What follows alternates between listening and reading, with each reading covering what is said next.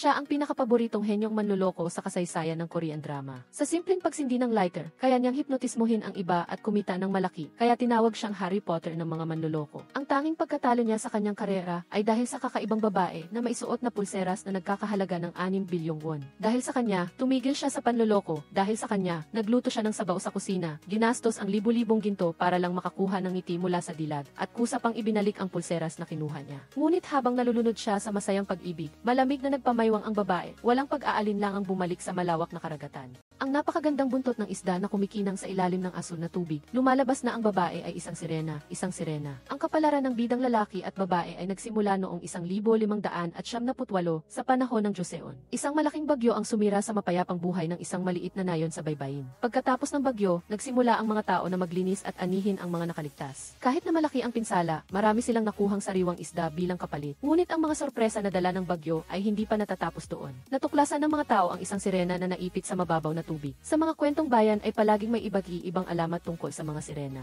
Ang mga tao na nabulag sa pera ay agad na ibinigay si Saihwa sa lokal na yang taipan. Nang nais hawakan ng taipan ang sirena, dali-dali siyang pinigilan ng matandang katulong sa tabi niya at sinabing kapag hindi nag-ingat at hinawakan ang sirena, maaagaw ang kanyang kaluluwa at mabubura ang kanyang alaala. Kaya't isinuko niyang taipan ang ideyang iyon, nais niyang gamitin si Saihwa upang kunin ang loob ng bagong dating na mahistrado ng distrito, si Damryong. Sa piging, tinanong niyang taipan si Damryong kung nakarinig na siya tungkol sa mga sirena. Si Damryong ay tahimik at hindi nagsalita, sa halip ang ibang mga panauhin ay masiglang nag-usap. Nang makita niyang taipan na dumating na ang pagkakataon, masaya siyang nagsabi na magpapakita siya sa lahat ng isang mahalagang kayamanan. Kasunod si Taeo, unti-unting bumukas ang kurtina. Si Saihwa, na nakatali sa isang palanggana, ay lumitaw sa harap ng lahat. Tinanong ni Damryong siyang taipan kung bakit niya gustong hulihin ang sirena. Ang mapagkunwaring matandang soro na ito ay walang kahihiyang umamin. Iniisip niya na dahil sa kanyang katapatan at dedikasyon sa bansa, ay siya nagkaroon ng pambihirang pagkakataong ito. Hindi inaasahan, hindi na antig si Damryong, direkta pa niyang inihayag ang krimen nito ng paglustay sa buwis sa isda at pagbili ng posisyon. Upang hindi maparusahan ng korte, napilitang ibigay niyang taipan ang sirena kay Damryong. Ngunit hindi pa rin siya sumuko, palihim siyang nanumpa na tiyak na mahuhuli niya muli ang sirena. Ang mabait at matuwid na si Damryong, na ayaw angkinin ang sirena, ay pinakawalan siya pabalik sa dagat. Lubos na nagpapasalamat si Saihwa, itinaas niya ang kanyang kamay at hinawakan ang kamay ni Damryong na may malinaw na pagmamahal sa kanyang mga mata. Sa malayo, nasaksihan ni Nayang Taipan at Chonsyuk ang eksenang ito. Naniniwala si matandang Chonsyuk na hindi magkatulad ang mundo ng mga tao at mga sirena, at anuman ang kapalaran, mabuti man o masama, ang pag-aasawa ay walang saysay. Lumipas ang panahon, sa modernong mundo 2,000 taon pagkatapos, si Damryong ay muling isinilang bilang si Jeonjae, isang tanyag na super magnanakaw sa Korea. Sa umaga, nanloloko siya ng mga tao, at sa gabi, nang iibig siya sa bar, ang kanyang pagkakakilanlan ay mabilis na nagbabago upang madaling makakilos. Kasama niya ang dalawang tao, isang kasamahan at isang profesional na hacker, sina Namdoo at Taeo. Noong araw na iyon, pagkatapos tapusin ni Jeonjae ang kanyang trabaho, agad siyang nagdala ng maleta patungong Espanya para magbakasyon at magsaya. Sinabi ng stewardess kay Jeonjae ang magandang dagat na ito ay tahanan ng mga sirena. Tumawa lang si Jeonjae at hindi ito pinansin. Kung totoo ang sinabi ng stewardess, ang ating sirena na si Shim Chong ay masayang nabubuhay sa malawak na karagatan na ito. Sa mismong sandaling ito, sumabog ang bulkan na nagdulot ng pagyanig sa buong karagatan, at hindi sinasadyang inanod si Shim Chong at napadpad sa dalampasigan.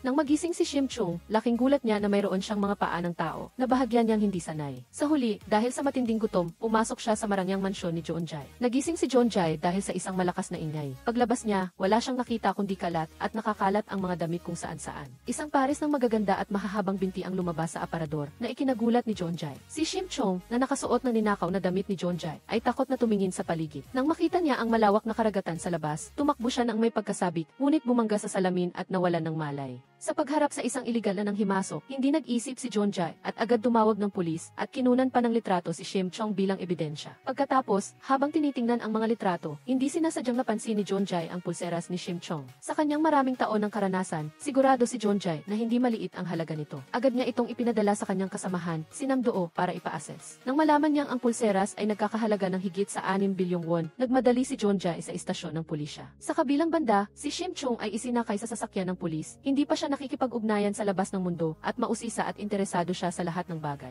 Nagsagawa ng interogasyon ang pulisya kay Shim Chong kung bakit siya pumasok sa hotel. Ngunit, si Shim Chong ay hindi talaga nakakaintindi ng sinasabi nila. Malaya siyang lumulubog sa sarili niyang mundo at ginulo ang istasyon ng pulisya. Pagdating ni Jeonjae, nakakulong na si Shim Chong sa isang detention room. Upang mailigtas siya, ginamit ni Jeonjae ang kanyang kahanga-hangang kasanayan sa hipnotismo. Nagsinungaling siya na si Shim Chong ang kanyang asawa na nagdulot ng maling akala sa pulisya na mali ang kanilang hinuli at matagumpay siyang nailabas sa istasyon. relasyon. Si Shim Chung ay kulang na kulang sa kinakailangang kamalayan tungkol sa buhay at gumawa siya ng maraming nakakatawang kilos sa tabi ng kalsada. Wala nang nagawa si Jonjai kundi baguhin ang kanyang plano. Nang makita ang pasapasang hubad na paa ni Shim Chung, agad siyang dinala ni Jonjai sa mall at personal na pinili para sa kanya ang isang pares ng sapatos na may mataas na takong. Dahil hindi alam ni Shim Chung kung paano gamitin ang mga kagamitan sa pagkain, maingat siyang tinuruan ni Jonjai kung paano gumamit ng tinidor. Siyempre, lahat ng ito ay bahagi ng kanyang plano. Matapos makuha ang tiwala ni Shim Chung, sinamantala niya ang pagkakataon na nakawin ang pulseras at pagkatapos ay malamig na umalis ng hindi lumingon, iniiwan si Shim Chung na mag-isa sa mall. Si Shim Chung, sa kanyang inosenteng paraan, ay sumunod sa sinabi ni Taeo na tagubilin at masunuring naghintay. Hanggang sa nagsara ang mall, hindi nag-iintay si Shim Chung na dumating si Jonjai at hinila siya ng empleyado palabas ng mall. Sa sandaling naisip niyang niloko siya, hindi inaasahang dumating si Jonjai. Nakahinga ng maluwag si Shim Chung, tuwang-tuwa siya dahil hindi siya iniwan nito at kusa siyang humawak sa kamay ni Jonjai. Ang romantikong eksenang ito ay tila inuulit ang eksena ilang taon na ang nakararaan. Ang eksena ay bumalik sa 2,000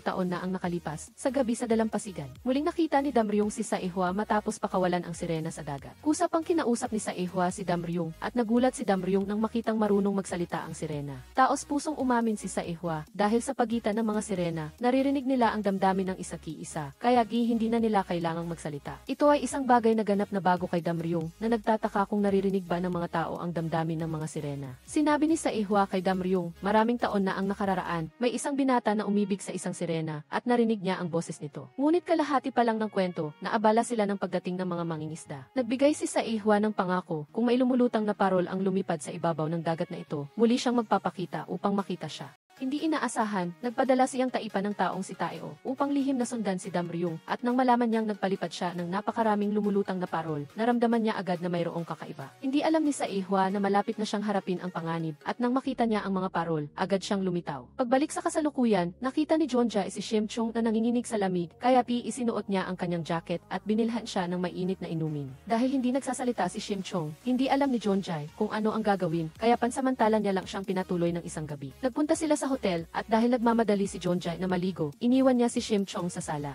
Naramdaman ni Shim Chung na kakaiba ang lahat sa paligid niya at hinawakan niya ang keycard ng kwarto. Si Jonjai, na naliligo, ay nagalit at nagmamadaling lumabas upang pagalitan siya. Sa harap ni Jonjai na bagong ligo, hindi sinasadyang nagpakita si Shim Chung ng nahihiyang ekspresyon. Nagpakita ng pagkasuklam si Jonjai dahil wala siyang interes sa kanya at hiniling niya na huwag siyang gumawa ng ganoong mga kilos. Sa kabilang dako, si Jang Jin-oke, ang pangkalahatang tagapamahala ng pamumuhunan ng isang malaking kumpanya, ay natuklasan na ang balita tungkol sa panloloko sa kanya ni Jonjai ay kumalat na sa lahat ng dako. Ang kanyang anak ay biktima at ang kanyang asawa ay iniimbestigahan din na nagpagalit sa kanya. Inutusan niya ang kanyang mga tauhan na hulihin si Jonjai sa anumang paraan. Wala namang alam si Jonjai at nakaupo pa rin siya ng payapa at nanonood ng scene. Nang makita ni Shim Chung ang laptop, tuwang-tuwa siya at kinuha ito. Hindi pa siya nakakita ng high-tech na produkto, kaya magdamag siyang naglaro ng masaya. Papagalitan na sana ni Jonjai si Shim Chung nang matanggap niya ang balita mula kay Namduo tungkol kay Jang Jin-ok, kaya hindi na siya nag-isip pa, agad siyang nag-impake at tumakas. Ngunit dumating na ang mga tauhan ni Jang Jin-ok sa pintuan. Wala nang nagawa si Jonjai, kundi hilahin sina Taeo at Shim Chung upang tumakas. Pagkatapos mag-ikot sa isla gamit ang bisikleta, nahuli pa rin si Jonjai ng kalaban. Dalawang kamao ay syempre hindi katapat ng baril at maging ang hipnotismo ay nawala ng bisa.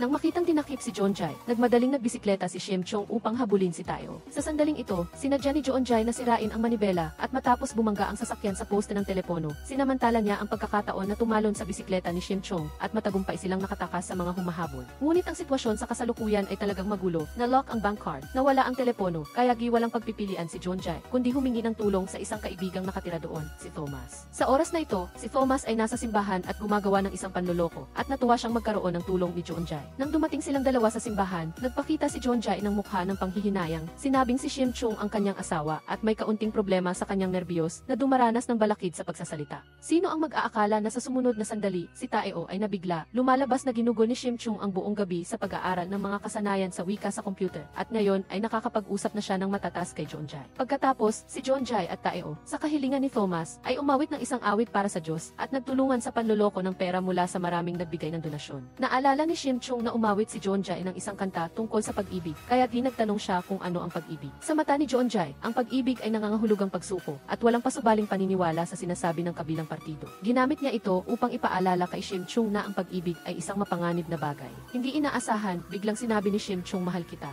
Sa harap ng inosenteng si Shim Chong, hindi na nakayanan ni Jonjai na magpatuloy sa pagsisinungaling, kaya palihim niyang isinauli ang pulseras. Kinabukasan, dinala ni Jonjai si Shim Chong sa isang dalampasigan na tinaguri ang dulo ng mundo. Ayon sa alamat, 2,000 taon bago itayo ang parola na ito, iyon ang tawag ng mga tao sa lugar na ito. Nagtaka si Shim Chong, malinaw na mayroon pa ring karagatan sa unahan. Bakit ito ang dulo ng mundo? Dito nagsisimula ang dagat na nagpaalala kay Jonjai sa kanyang ina. Ang alamat ni Taeo, ang paro na ito ay itinayo para sa mga lumalayo, umaasa na sa liwanag ng parola ay matatagpuan nila ang daan pabalik sa tahanan. Sinabi ni Jonjai kay Shim Chong na ito ang lugar kung saan siya naghiwalay sa kanyang ina na umalis ng walang pasabi. Sa sandaling ito, nakita ni Shim Chong ang sulat na iniwan ng kanyang ina sa bato, "Mahal kita, Heo Jonjai." Lumingon si Jonjai at nakita si Shim Chong na nakangiti at ang kanyang mga mata ay napuno ng kakaibang emosyon. Nang unti-unting naging romantiko ang kapaligiran, dumating ang mga tauhan ni Jang Jin Okay na may galit at napilitan si Jonjai na itaas ang kanyang mga kamay at sumuko. At hiniling niya na pakawalan nila si Shim Chong na walang kinalaman sa bagay na ito.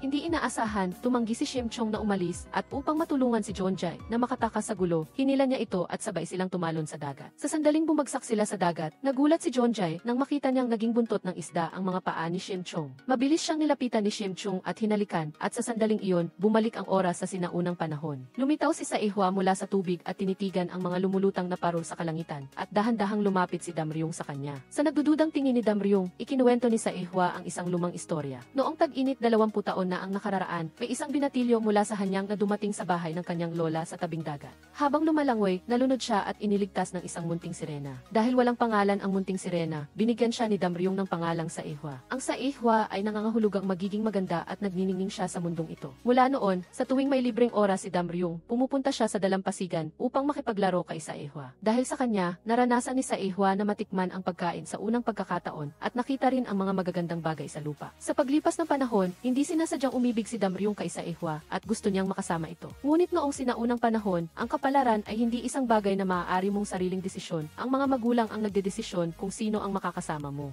Ang pamilya ni Damryong ay nag-ayos ng kasal para sa kanya at pinilit siyang magpakasal. Sa gabi ng kanilang kasal, hindi hinarap ni Damryong ang taong hindi niya mahal, kaya palihim siyang tumakas patungo sa dalampasigan. Naniniwala si Damryong na tiyak na ililigtas siya ni Saehwa, kaya sumisid siya sa dagat. Ngunit hindi niya alam na ang sirena ay may espesyal na kakayahan na kayang burahin ang alaala ng tao. Alam na alam ni Saehwa na hindi sila magkasama at upang iligtas si Damryong, ginamit niya ang kanyang halik upang burahin ang alaala nilang dalawa. Nang matapos ang kwento, naalala ni Damryong ang kanyang asawa bago ito mamatay na nagrereklamo pa rin dahil umalis siya noong gabi ng kanilang kasal. Nagtanong siya kung ang batang lalaki sa kwento ni Saehwa ay siya. Hindi sumagot si Saehwa, tahimik siyang tumingin kay Damryong at ang malalim na pagmamahal sa kanyang mga mata ang nagsabi ng lahat. Nagbalik ang eksena sa kasalukuyan at muling gumana ang espesyal na kakayahan ng sirena. Pagkatapos magising ni Jonjai, nakalimutan niya ang lahat tungkol kay Shim Chong. Nag-book siya ng flight pabalik sa South Korea at si Shim Chong na nasa ilalim ng dagat ay tahimik na pinanood siyang umalis. Pag-uwi ni Jonjai, natuklasan niyang naagaw na ang bahay ni Namdoo at Taeo.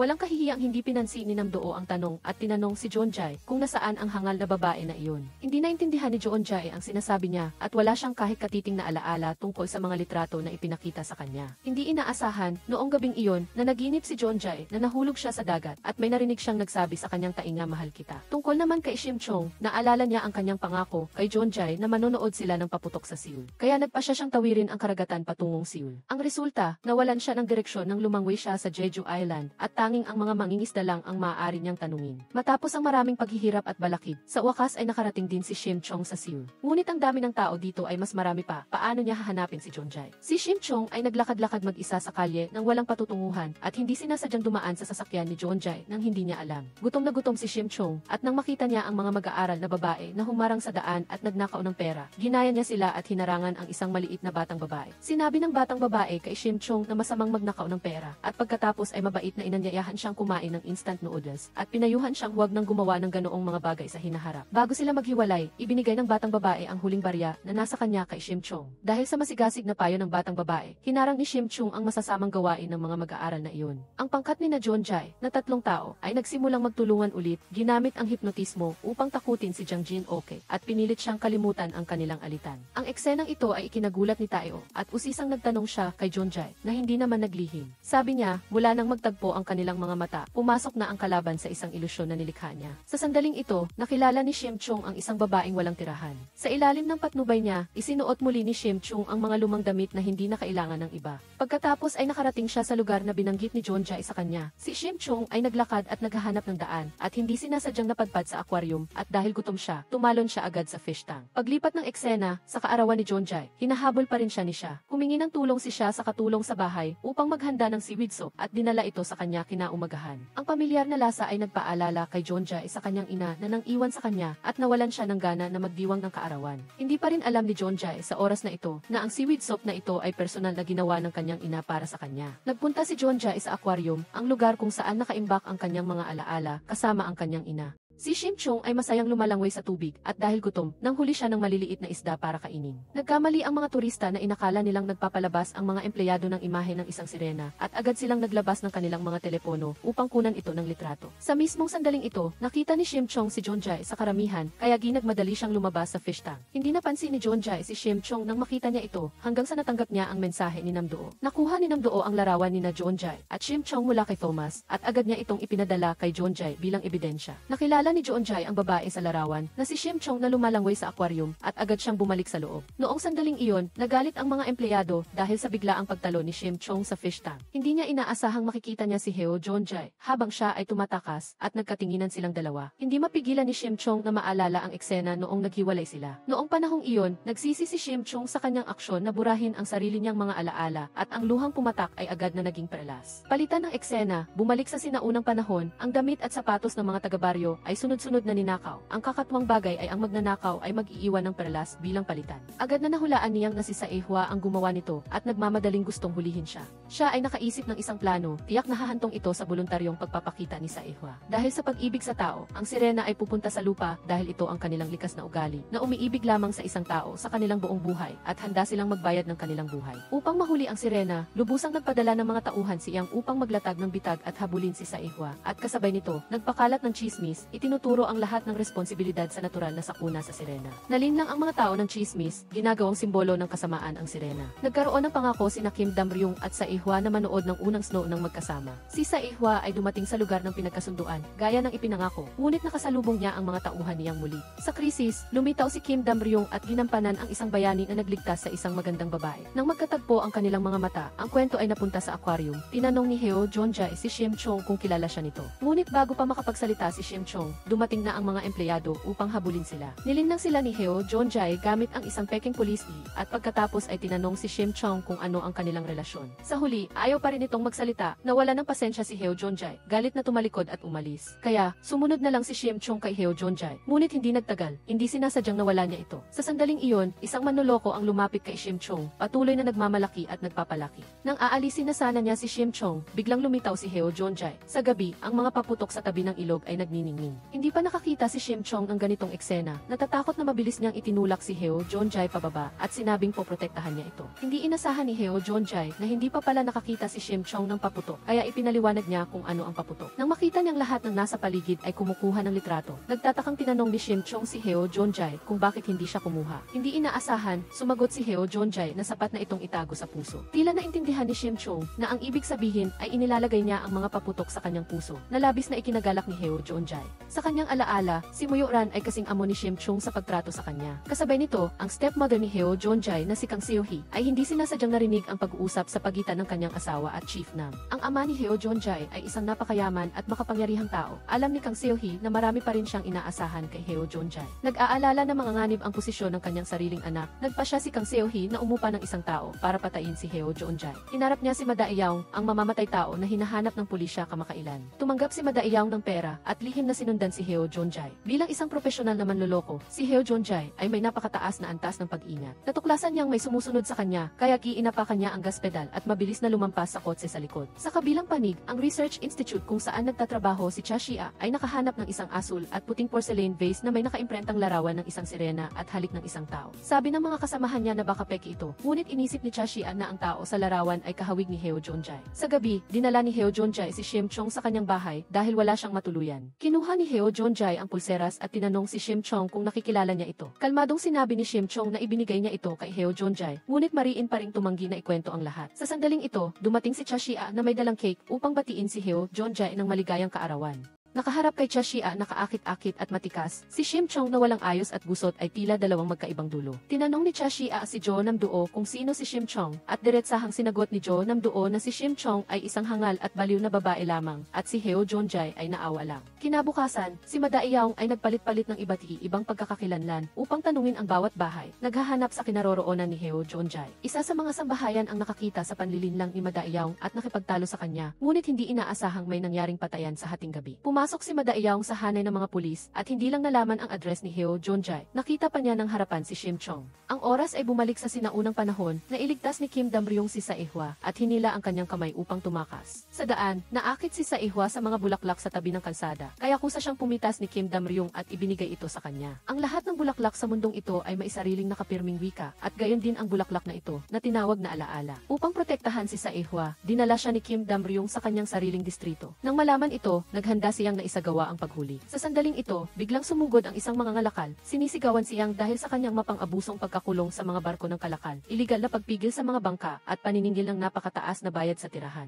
Galit siyang nagbanta na ibubunyag ang lahat, ngunit hindi siya kalaban niyang. Nang gabing iyon, pinatay siya ng mga tauhan nito. Kinabukasan, lumitaw ang bangkay ng mga ngalakal sa baybayin. Dinala ni Kim Dam-ryung ang mga sundalo upang imbestigahan at nangako sa mga mangingisda na tiyak na malalaman niya ang katotohanan. Kasabay nito, ang concubine niyang na si Hong Dong-pyo ay matapang na nagdala ng mga tao at sumugod sa Haeun-a na mayabang na idineklara na nagtatago doon ang sirena. Nais siyang pigilan ng housekeeper, ngunit tinakot siya ni Hong Dong-pyo. Nagmadaling bumalik si Kim Dam-ryung matapos makatanggap ng balita. Sa sandaling ito, hindi alam ni Saehwa na siya ay pinupuntirya ng masasamang tao. Inaalala pa rin niya ang mga salita ni Kim Dam-ryung.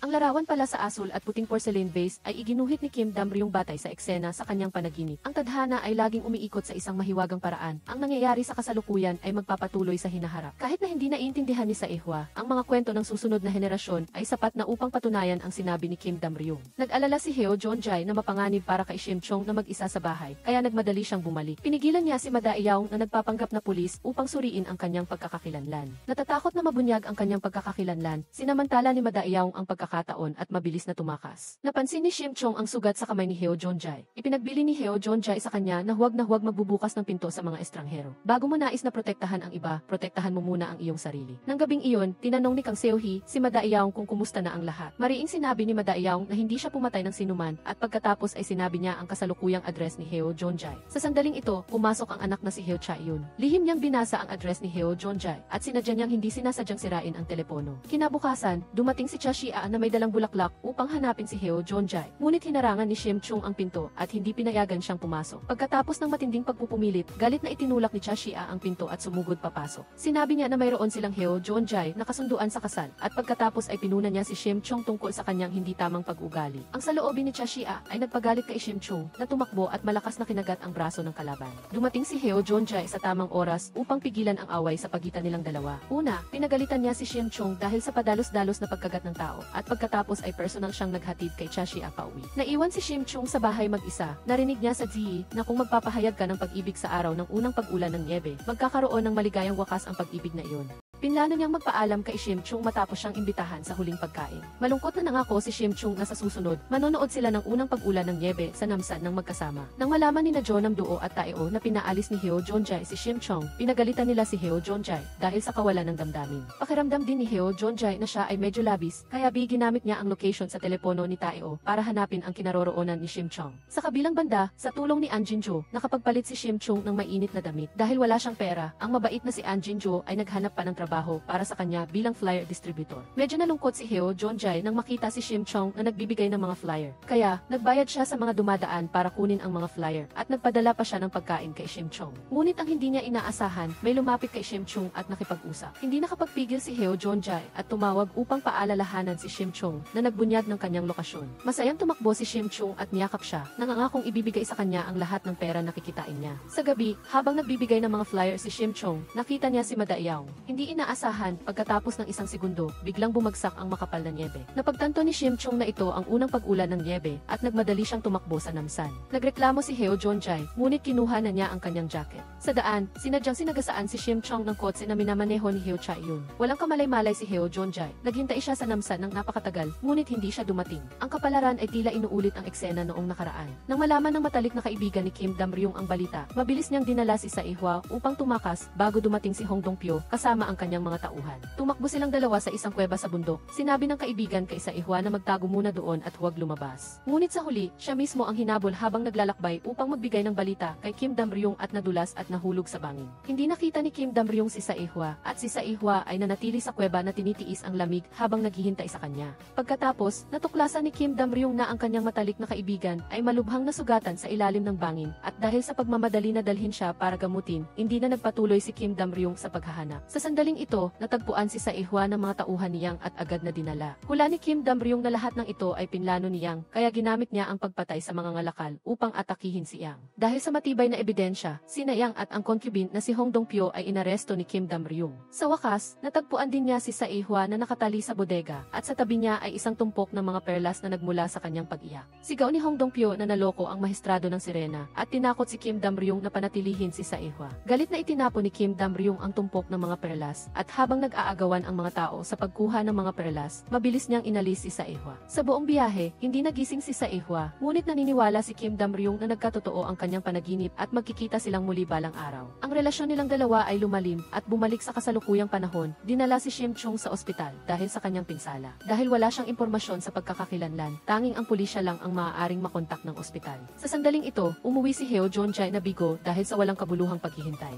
Sa daan, hindi sinasadya niyang natagpuan ang telepono ni Shim Chong. Nag-aalala na baka may nangyari sa kanya, nagmamadaling tumakbo si Heo Jonjai sa lahat ng ospital sa Seoul upang hanapin siya. Natuklasan sa mga resulta ng pagsusuri na ang katawan ni Shim Chong ay napakaiba, hindi lang walang blood pressure, kundi ang temperatura ng kanyang katawan ay 29 degrees Celsius lang. Natakot si Heo Jonjai na baka iwanan siya ni Shim Chong, kaya nag-aalala siyang hinawakan ang kanyang kamay. Hindi inaasahan, pagkatapos ng isang segundo, milagrong nagising si Shim Chong. Sa kabilang banda, si Heo Chae-yun ay nagtatrabaho nang hindi sinasadyang nakita si Heo Jonjai. Nang malaman na si Heo Chae-yun ang sanhi ng aksidente, galit na tinanong siya ni Heo Jonjai kung bakit niya ito ginawa. Kalmadong ipinaliwanag ni Heo Chae-yun aksidente lang iyon. Nang marinig ang sinungaling na pagdadahilan ng kanyang kapatid, hindi maiwasang maalala ni Heo Jonjai ang mga nangyari noong bata pa siya. Si Heo Chae-yun ay inampon ng kanyang madrasta na si Kang Seo-hee. Mas matanda siya ng 1 taon kay Heo Jonjai. Dahil palaging sumasalungat si Heo Chae-yun sa kanya, hindi talaga gusto ni Heo Jonjai ang kanyang kuya. Ngunit ang pinaka naalala niya ay noong sinadya ni Heo Chae-yun na sirain ang family picture. Pagkatapos ay nagpanggap na inosente, na nagdulot kay Heo Jonjai na maparusahan ng walang kasalanan ng kanyang ama. Nagduda si Heo Jonjai na sinundan siya ng mag-ina ni Heo Chae-hyun, kaya nagdulot ng aksidenteng ito. Si Shim Chong sa hospital room ay gutom na gutom at nananabik na nakatingin sa pagkain ng ibang pasyente. Dahil kailangan niyang mag-ayuno para sa operasyon, maaari lang si Shim Chong na tumawag kay Heo Jonjai upang magreklamo. Labis na nalungkot si Heo Jonjai nang marinig niya ito. Pagkatapos kumonsulta sa doktor, nag-order siya ng seafood noodles na luto para lang kay Shim Chong. Sa pagkakita sa nasisiyahang mukha ni Shim Chong, palihim nang umiti si Heo Jonjai. Kinabukasan, nakita ni Shim Chong sa labas ng ospital ang isang babae na dumating upang ipaglaban ang mga karapatan para sa kanyang anak na kakamatay lang. Gayunpaman, hindi pinansin ng vice director ng ospital ang babae, kundi sinamantala pa niya ang pagkakataong pahirapan ang mga security guard. Sa galit, sumugod si Shim Chong at sinipa siya kaya siya ay bumagsak. Gusto ng vice director na dalhin si Shim Chong sa istasyon ng pulisya. Ang resulta, na-diagnose siya ng doktor na may problema sa pag-iisip, kaya matagumpay siyang nakatakas. Nalaman ni Shim Chong ang buong kwento mula sa babae. Namatay ang kanyang anak dahil sa medical accident at gusto niya ng hustisya. Sa sandaling ito, umamin si Shim Chong na kaya niyang burahin ang alaala ng ibang tao. Kung handa ang babae, matutulungan siya ni Shim Chong. Ngunit ayaw ng babae na kalimutan ang kanyang minamahal na anak. Kahit masakit, ayaw niyang mawala ang mga alaala na may kaugnayan sa kanyang anak. Para kay Heo Jonjai, nakita niya ang nangyari kay Shim Chong sa pamamagitan ng surveillance camera, kaya ginagpa siya siyang bigyan ng leksyon ang vice director. Nalaman ni Jo Nam doon na si William Choi, ang susunod na tagapagmana ng ospital, ay paparating na mula sa ibang bansa. Kaya, nagpanggap silang si William Choi sa paliparan, naghihintay na sunduin sila ng vice director. Nagsinungaling si Heo Jonjae na naubos ang baterya ng kanyang telepono at humiram ng telepono ng Vice Director. Si Tae-o, na isang hacker expert, ay sinamantala ang pagkakataon upang nakawin ang keycard ng Vice Director at pumasok sa kanyang opisina upang kopyahin ang data. Kasabay nito, nagmadali si Jo Nam-doo sa paliparan upang sunduin ang totoong William Choi. Kung sakaling mabunyag ang plano, magtutulungan silang tatlo at matagumpay na nakuha ang ebidensya ng pagtanggap ng suhol ng Vice Director. Tinakot siya na humingi ng tawad kina Shim Chung at sa lahat ng tao. Walang pagpipilian ang Vice Director kundi gawin ang lahat isa-isa. Kinabukasan, pumunta si Heo Jonjae sa ospital upang sunduin si Shim Chung para umuwi. Naalala ni Shim Chung ang mga sinabi ng babae at nagtatakang tinanong siya kung bakit gusto laging alalahanin ng mga tao ang kalungkutan. Litong-lito si Heo Jonjae at upang baguhin ang mood ni Shim Chung, dinala niya ito sa isang ski resort. Ayon sa kasabihan, gumaganda ang tao sa suot. Pagkatapos magpalit ng ski suit, si Shim Chung ay tila naging ibang tao. Ang kanyang kagandahan ay naging dahilan upang mapatingin ang lahat. Hindi may tago ni Heo Jonjae ang kanyang pagkagulat at maingat niyang isinuot ang ski boots kay Shim Chung. Ang pamilyar na eksena ay nagdulot ng kaunting pagkahilo kay Heo Jonjae. Hindi marunong mag-ski si Shim Chung dahil sa sobrang bilis niya, dumiretso siya sa bisig ni Heo Jonjae at bumagsak sila. Magkasama silang bumagsak sa lupa at malinaw na naramdaman ni Heo Jonjae ang espesyal na damdamin na mayroon siya para kay Shim Chung. Upang makumpirma ang ganitong uri ng pakiramdam, hiniling ni Heo Jonjae na tingnan niya muli ang kanyang mga mata at sabihin ang mahal kita. Akala ni Shim Chung na nagtatapat si Heo Jonjae sa kanya, kaya inulit niya ang mga salita na minsan niyang sinabi na ang pagtatapat ng pag-ibig ay pag-amin ng pagkatalo at walang kondisyong pagsuko sa iba. Walang alaala si Heo Jonjae, kaya hindi niya naaalala ang mga bagay na ito at nagtaka siya kung sinong gago ang nagsabi nito kay Shim Chung na nagdulot ng selos sa kanyang puso. Pagkatapos ng matinding pagpupumilit, sa wakas ay sinabi ni Shim Chung ang mahal kita, gaya ng gusto niya, ngunit si Heo Jonjae ay natigilan. Hating gabi, nakahiga si Heo Jonjae sa kama at inaalala ang kwento ni Shim Chung tungkol sa gago. Hindi siya makatulog. Galit niyang ginising si Shim Chung, ngunit ang narinig niya ay ang mga salita ni Shim Chung na nagtatanggol sa kabilang panig. Lalo siyang nagalit ni Heo Jonjae sa pag-iisip nito. Hindi niya alam na nagsiselos siya sa kanyang sarili. Pagkatapos, nahulog si Heo Jonjae sa isang kakaibang panaginip. Ang lalaki sa panaginip ay kamukha niya at patuloy na hinahanap at tinatawag ang pangalang sa ehwa. Kahit ang nasugatan na lalaki ay may pamilyar na mukha, si Chief Nam. Hindi minamahal si Heo Jonjae ng kanyang ama. Sa halip ay palaging nag-aalala at nag-aalaga sa kanya si Chief Nam. Nagising siyang nagulat mula sa panaginip. Dali-dali siyang tumawag kay Chief Nam ngunit walang sumasagot. Hindi niya inaasahan na sa sandaling ito, inatake si Chief Nam ni Madaiyang dahil nalaman niya ang plano ni Kang Seo-hee. Sinimulan ng grupo ni Heo Jonjae ang isang bagong araw ng trabaho. Sa pagkakataong ito, ang kanilang target ay ang mayamang babae na si An Jinju. Ang una nilang plano ay sadyang banggain ang kotse ni An Jinju sa daan at pagkatapos ay lapitan siya sa pamamagitan ng isang seminar. Nagtatakang tinanong ni Shim Chung si Heo Jonjae kung anong trabaho ang ginagawa niya. Nataranta si Heo Jonjae na sumagot na hinahatulan niya ang mga lumalabag sa batas at muling pinamamahagi ang kanilang mga ari-arian. Ang perpektong pagpapaliwanag na ito ay nagpatahimik kina Jo Nam-doo at Tae-o sa pagkamangha. Sila ay malinaw na isang professional na scam association na nagloloko ng pera mula sa mga masasamang tao na malaya sa batas. Pagkatapos, ang tatlong sina Heo Jonjae at si Shim Chung ay nahati sa dalawang grupo. Nakarating si Shim Chung ng maraming lumang damit. Pauwi na siya nang hindi niya inaasahang makita ang batang babae na tumulong sa kanya noon. Si Yoo-na ay pinapalibutan at sinasaktan. Nagmadali siyang tumakbo upang tulungan ang bata. Hindi niya inaasahan na ang nambubuli na bata ay ang anak pala ni An Jinju, si Elizabeth. Umiyak ang bata at ikinuwento ang mga nangyari sa kanyang ina. Nang marinig ito, galit na galit si An Jinju at agad na nagpunta para turuan ng leksyon si Shim Chung. Ngunit nang magkita ang dalawang babae, naakit agad si An Jinju sa damit at malinaw na balat ni Shim Chung. Ang paghaharap ay natapos ng walang kabuluhan.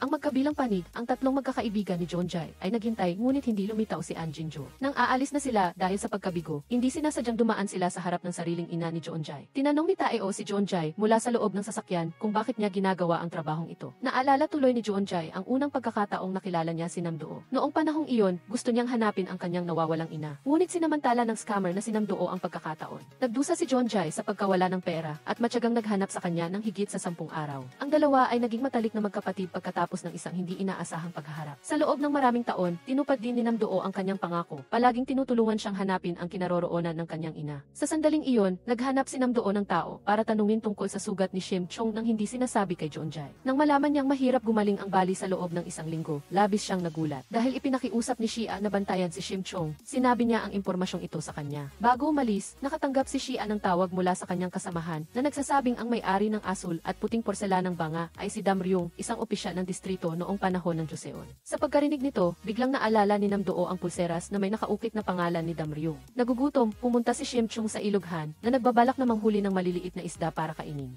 Nakita ito ng nagpapatrolyang rescuer sa malapit at mabilis na tumakbo para pigilan siya. Nang magtagpo ang kanilang mga mata, biglang natanto ni Shimchung na ang kabilang tao ay isa ring sirena. Dinala ni Junghoon si Shimchung sa kanyang pinagtatrabahuhan. Hindi niya maintindihan kung bakit kinulang si Shimchung sa pera at ipinaliwanag na ang kanilang mga luha na perlas ay ang pera sa mundong ito. Tahimik na nanumpa si Shimchung na tiyak na ibibigay niya kay Jeonjae ang lahat ng kanyang perlas. Hindi inaasahan ni Junghoon na umakyat sa lupa si Shimchung dahil sa pag-ibig at nagmamadaling nagtanong kung gaano na ito kalayo. Ipinahiwatig ni Shimchung na nasa estado pa rin siya ng hindi sinuklian na pag-ibig at ang pag-usad ay normal. Lubos na nagulat si Junghoon nang walang alam si Shimchung tungkol sa buhay ng mga sirena. Agad siyang nagbigay ng mabilisang kurso para sa kanya. Lumalabas na may limitasyon ang oras ng mga sirena sa lupa. Kung hindi nila makukuha ang tugon ng kabilang tao, unti-unting titigas ang puso ng sirena. Sa harap ni Shimchung na inosente at tanga, nag-alala si Junghoon na hindi suklian ang kanyang pag-ibig kaya nagpasya siyang tumulong. Maingat niyang inayos at pinaganda si Shimchung at sadyang gumawa ng mga matalik na kilos upang inisin si Jeonjae. Gaya ng inaasahan, labis na nagalit si Jeonjae at nagmamadaling hinila si Shimchung pauwi.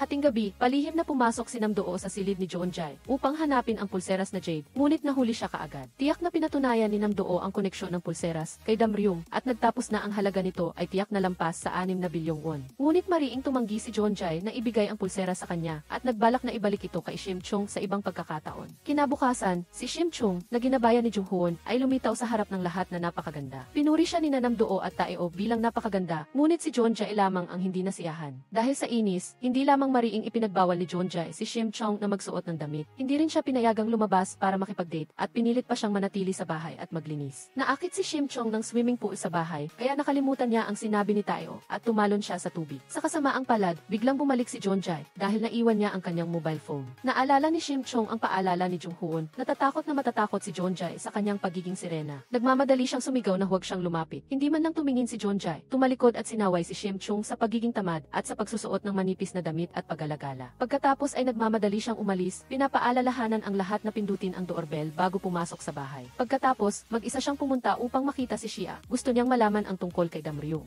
Dinala siya ni Shia upang tingnan ang asul at puting porselanang banga na natagpuan nila na nagpapaliwanag na ang larawan dito ay maaaring ang panaginip ni Damryung. Ngunit nadama ni Jeonjae na ang lalaki sa larawan ay siya. Naguluhan si Jeonjae kung bakit, kaya pumunta siya sa isang propesor ng psikolohiya para humingi ng payo. Naghinala ang propesor na maaaring may selective amnesia si Jeonjae. Pagkatapos ay nagsimula siyang magsagawa ng hypnosis therapy para sa kanya. Malinaw na nakita ni Jeonjae ang kwento ni Damryung. Hindi makapaniwala sa kanyang mga mata. Umuwi siyang pagod at nakita si Shimchung na nakadamit ng maganda at naghahanda ng umalis. Sinasabi ni Jeonjae na hindi siya nagsiselos. Ngunit nagtakda naman ng curfew na humihingi sa kanyang umuwi bago mag-alas 8. Pagkaalis ni Jeonjae, inosenteng sinabi ni Shimchung na gusto lang niyang ipagpalit ang mga perlas sa pera. Sa pagkakita ng pera, nagningning ang mga mata ni Namdoo at palihim siyang nagnakaw ng isang perlas. Kinabukasan, malungkot na sinabi ni Junghoon kay Shimchung dahil pinakasalan ng babaeng mahal niya ang iba, unti-unting tumigas ang kanyang puso. Araw-araw, kailangan siyang magbabad ng ilang oras sa tubig para lang mabawasan ang sakit. Nagtapat si Junghoon na ayaw na niyang maging sirena sa susunod na buhay at gusto niyang gamitin ang kanyang kwento upang kumbinsihin si Shimchung na bumalik sa dagat. Nalungkot si Shimchung sa kwento ni Junghoon, ngunit ayaw niyang iwanan si Jeonjae. Walang kamalay-malay si Jeonjae sa mga problema ni Shimchung dahil hindi niya makontak si Chief Nam, kaya nag-text siya para magtanong tungkol sa sitwasyon. Sa sandaling iyon, napunta ang telepono ni Chief Nam kay Madaiyang. Nagkunwari siyang si Chief Nam at sinagot ang text ni Jeonjae at pumayag sa oras ng pagkikita. Hating gabi, hindi makatulog si Shimchung at nagtanong kay Jeonjae kung kailan siya mamahalin nito. Gayunpaman, ayon kay Jeonjae, napakahirap magmahal,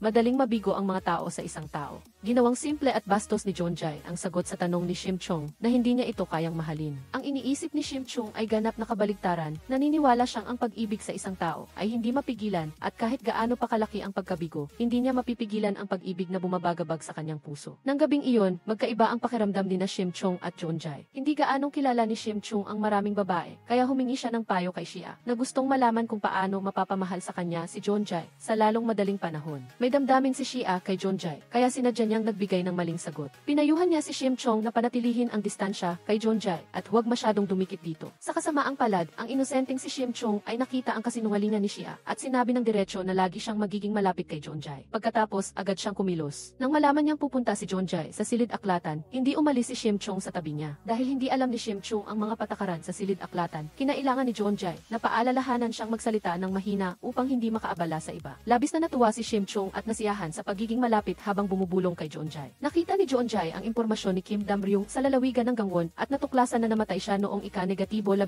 araw ng ika-negatibo 12 buwan ng kalendaryong lunar. Kasabay nito, noong sinaunang panahon, hindi gaanong pinansin ni Dam-ryung ang impormasyong sinuri ni Jonjae. Dahil sa ngayon, mas nag-aalala siya kay Saehwa na walang malay. Marahil, tanging ang pagbabalik lamang sa dagat ang makapagliligtas sa buhay ni Saehwa. Habang nag-aalangan si Dam-ryung, nagising si Saehwa at nagpasya siyang burahin ang kanyang mga alaala at bumalik sa dagat. Hindi pumayag si Dam-ryung kahit masakit, gusto niyang laging alalahanin si Saehwa at pahalagahan ang pag-ibig na ito. Kusang hinalikan ni Dam-ryung ang kanyang mga labi, isang pag-ibig na tumagal ng maraming siglo. Sa modernong panahon, ganoon din ang pinili ni Shim Chong. Ang nagtulak sa kanya upang magdesisyon ay ang pagpanaw ni Jung-hoon. Ang puso ni Jung-hoon ay ganap ng tumigas. Bago siya nawala, ibinigay niya ang kanyang pinakamahalagang perlas sa babaeng mahal niya. Iyon ang pinakamahalagang luha ng isang sirena. Tanging kapag umiiyak dahil sa kaligayahan, doon lang lalabas ang rosas na perlas. Labis na naantig si Shim Chong, hindi siya komportable at umaasa siyang makikita siya ni Jonjae. Nang sinagot ni Jonjae ang telepono, papunta na siya sa tagpuan nila ni Madaiyaw. Labis siyang nag-aalala sa sitwasyon ni Shim Chong. Nang aalis na sana siya, hinarangan siya ni Madaiyaw.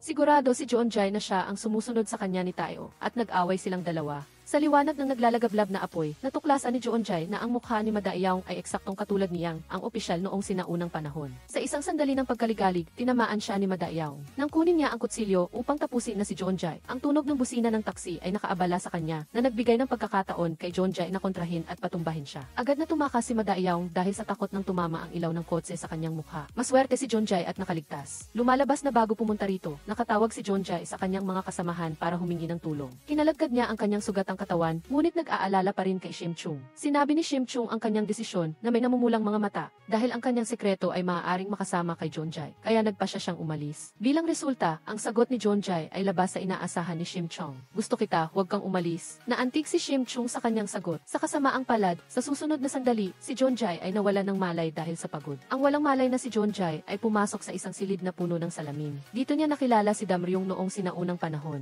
Sinabi sa kanya ni Dam-ryung na ang tadhana, mabuti man o masama, ay nasa siklo ng muling pagkakatawang tao. Upang hindi na magpatuloy ang trahedya, kailangan niyang protektahan ng mabuti ang babaeng iyon. Nagising si Jonjae mula sa pagkakomatos, na si Jung-hoon ay pumunta na sa napakalayong lugar. Litong-lito si Jonjae nang marinig iyon. Hinila niya si Shim Chong na nagtataka patungo sa isang claw machine. Pumili siya ng isang oso sa ilalim ng direksyon ni Jonjae. Sa kasamaang palad, hindi niya ito makuha. Nang malapit ng sumuko si Shim Chong, binigyan siya ni Jonjae ng pagganyak. Ang buhay ay tulad din ng claw machine. Kapag napili mo na, kailangan mong subukang kunin. Ang isang pagkabigo ay hindi nangangahulugang ganap na kabiguan. Pag-uwi, tinanong ni Nam Doo si Jonjae tungkol sa pagkakakilanlan ng umaatake. Ngunit hindi rin niya alam. Hanggang sa biglang lumabas sa GIFI ang balita tungkol sa warrant of arrest para sa mamamatay tao na si Madaiyaw. Nakumpirma lang ni Jonjae na iyon nga siya. Sa sandaling ito, sinabi rin ni Shim Chong na ilang beses na rin siyang sinundan ni Madaiyaw. Lihim siyang sinaway ni Jonjae sa hindi pagprotekta sa sarili at sa pag-iisip ng sinabi ni Dam-ryung, naging masama ang kanyang kalooban. Sa kabilang banda, nagpanggap si Madaiyaw bilang isang courier at pumunta kay Seo-hee para humingi ng pera. Natakot si Seo-hee sa kanya, nagmamadaling kumuha ng isang stack ng pera at sinabihan siyang mag-isip ng paraan para patayin si Jonjae. Ang eksenang ito ay hindi sinasadyang nakita ni Chae-hyun habang pauwi. Hindi niya maintindihan kung bakit may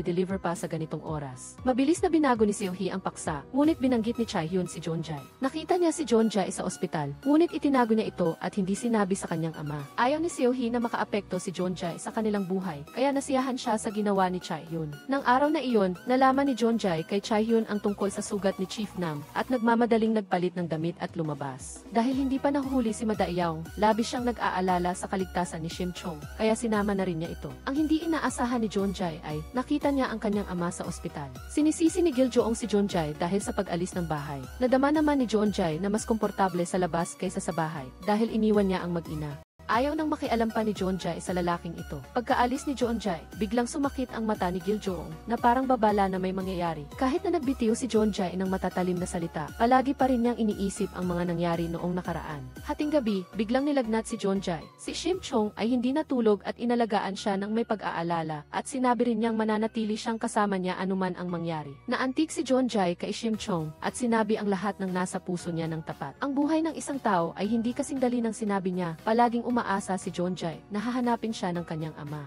Sa loob ng mga taong ito, hindi man lang niya nagawang palitan ang kanyang numero ng telepono. Pagkatapos magsalita, labis na nahiya si Jeonjae at sinabihan niya si Shim Chung na huwag sabihin sa iba. Masayang pumayag si Shim Chung, hindi lang siya pinayagang magtapat sa kanya anumang oras, ngunit tiniyak din niya na makakalimutan niya agad pagkadinig niya na wala siyang maaalala. Tiningnan ni Jeonjae si Shim Chung ng may pagmamahal at hindi napigilang halikan siya. Nagbago rin ang relasyon ng dalawa dahil sa halik na ito. Maaga pa lang, gumising na si Jeonjae at naghanda ng agahan para kay Shim Chung. Mas nagbigay pansin din si Shim Chung sa kanyang pananamit. Sa sandaling ito, biglang dumating si Shia at gusto niyang makipag-usap ng pribado kay Jeonjae. Nagdala siya ng maraming archaeological na materyales tungkol kay Damryung na nagsasabing may bago siyang natuklasan. Pagkatapos noon, nagpatuloy ang tatlong magkakaibigan ni Jeonjae sa kanilang plano na scam si An Jinjo. Nagpanggap si Jeonjae bilang isang super rich tycoon sa ibang bansa na bumalik lang sa Korea para sa kanyang kasintahan. Iminungkahi ni Namdoon na si Shim Chung ang gaganap bilang kasintahan ni Jeonjae. Upang makilala si An Jinjo, nagpasya silang pumunta sa isang mall at magwaldas ng pera sa pamimili. Nasilaw si An Jinjo sa pera, nagmakaawa sa kanila na sumali siya sa kanilang negosyo. Hating gabi, nakatanggap si Jeonjae ng balita na may nakita silang bagong artifact sa Research Institute. Agad siyang nagmaneho patungo doon. Isang portrait ni Damryung noong bata pa siya. Dahil ang mga cultural relics ay maayos na napanatili, labis na nagulat si Jeonjae nang makita niya si Damryung na eksaktong kamukha niya. Hindi niya inakala na ang larawang ito ay ipininta ni Damryung para sa kanya. Ang inscription dito ay eksaktong katulad ng sinabi niya sa panaginip. Gusto niyang maniwala si Jeonjae sa kanyang sinabi at dapat niyang protektahan si Saehwa sa mga darating na araw. Balisang napanaginipan ulit ni Jeonjae ang mga bagay noong sinaunang panahon. Hindi makatulog, bumangon siya para uminom ng tubig at nakasalubong niya si Namdoo. Kinuha ni Namdoo ang pagkakataon na pag-usapan ang pagiging kakaiba ni Shim Chung. Una, ang bali ay hindi dapat gumaling ng normal sa loob lamang ng isang maikling linggo. Sa kabilang banda, si Shim Chung, isang walang trabaho at palaboy, ay hindi dapat may dalang malaking bag ng perlas. Higit sa lahat, nakilala na siya ni Jeonjae sa Espanya, ngunit ngayon ay wala na siyang anumang alaala. Lihim na naitala ni Namdoo ang mga detalyeng ito na nanunumpa na tiyak na aalamin niya ang tungkol kay Shim Chung.